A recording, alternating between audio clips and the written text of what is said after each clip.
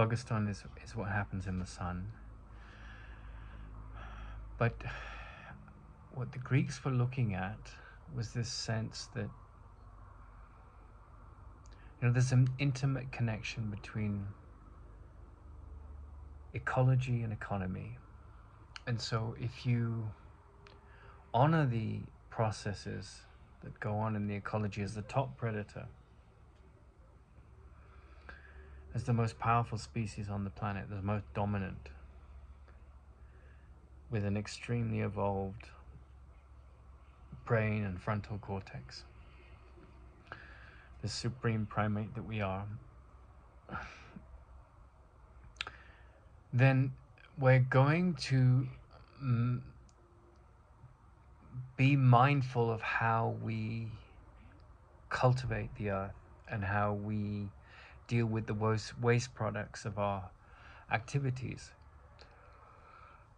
And just as bacteria on an agar plate, when they grow and grow and grow, they will eventually kill themselves with their own detritus, their own pollution. As we grow as a species, as we increase our population, and as we take over the earth over the generations, the Greeks understood that there would be an impact through time on the ecology. And so I believe that the seers had some sense that, harnessing that energy of the sun, whether it was through solar or what would become wind, tidal, wave, all of those what are called renewable energies, ways of transforming energy to support life without polluting, that was intelligent. And that process, which would draw on this incredible process of phlogiston in the sun, where fusion of hydrogen happens, together with eventually mastering that artificial phlogiston, artificial nuclear fusion reactions on Earth.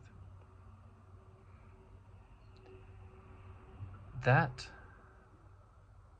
I came to call duction, because subduction is a process where carbon is sequestered from the atmosphere to cool the atmosphere, and from that comes fossil fuels. But if we pump out all of this carbon into the atmosphere, then we heat up the atmosphere and we have global warming and these problems. And farming in an intelligent way, whereby you put more carbon into the soil than you fart out from the animals that dispel methane and things from like cows.